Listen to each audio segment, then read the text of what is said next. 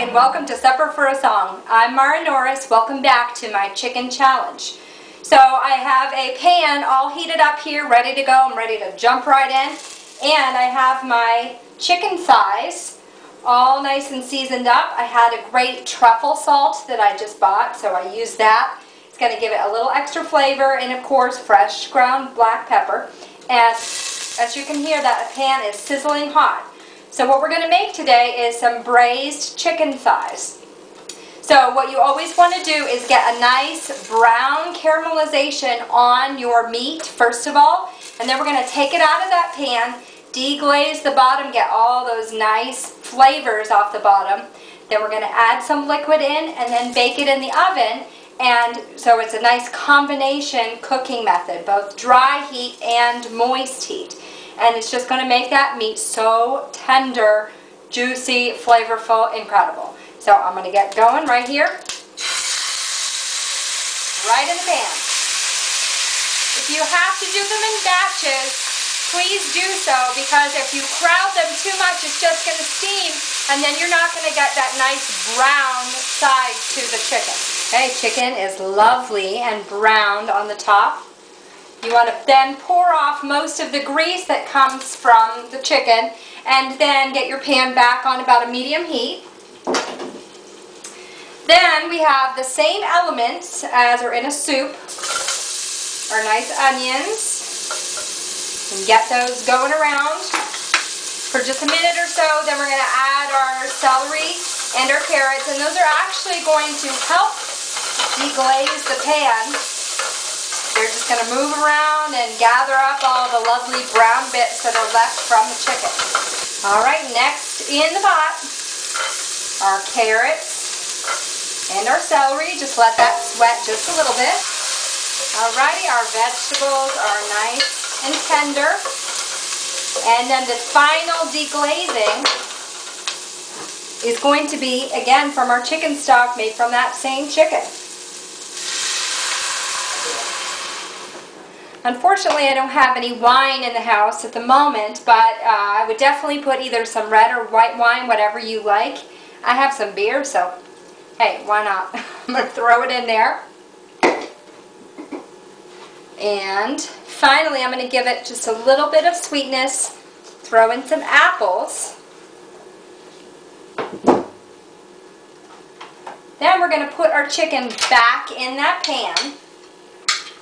We're going to put a lid on it, put it in the oven around 350, and let those thighs cook until they're thoroughly cooked all the way through. And, you know, if you have a thermometer, you want to wait until it reaches 165. That is the safe temperature for chicken.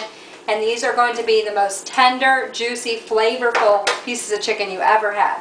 Now also, if you want to throw in some herbs, I'm probably going to throw in some parsley, some rosemary, some sage, all those classic chicken herbs that you think of. And anything else that you like, go ahead, throw it right on in there. So as you can see, our chicken is cooking beautifully in that lovely liquid, and I already tasted it, and it tastes absolutely insane. It is so good. So, but I want to just make it a little bit thicker so we can actually eat it as a sauce when we take the thighs out and eat it for dinner.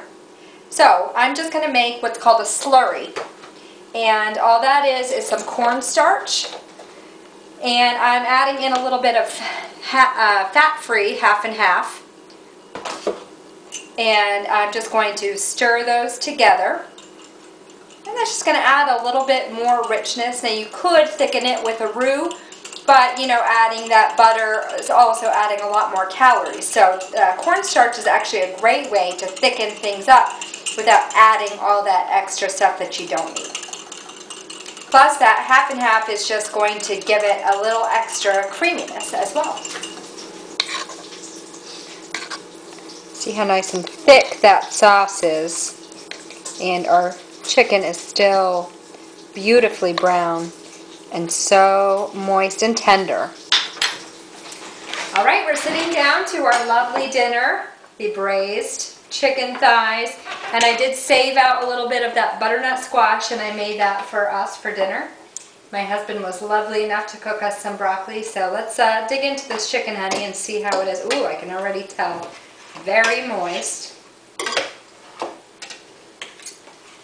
This looks great.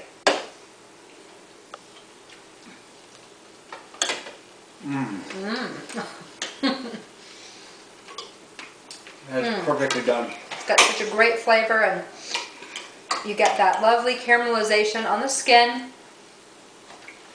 And that sauce is just nice and thick and rich. And I think the apples actually made it kind of nice and thick. It just gives it a little bit of a sweetness.